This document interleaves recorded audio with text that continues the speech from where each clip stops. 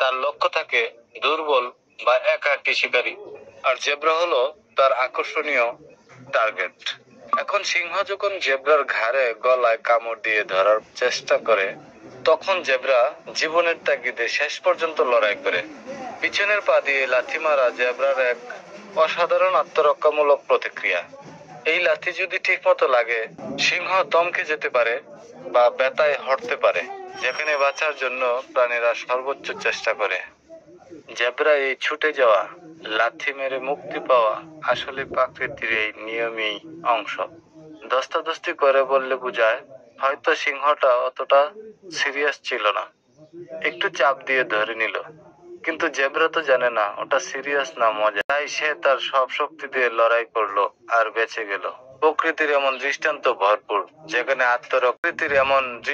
ভরপুর যেখানে আত্মরক্ষা আর শিকার দুটোই একে অপরের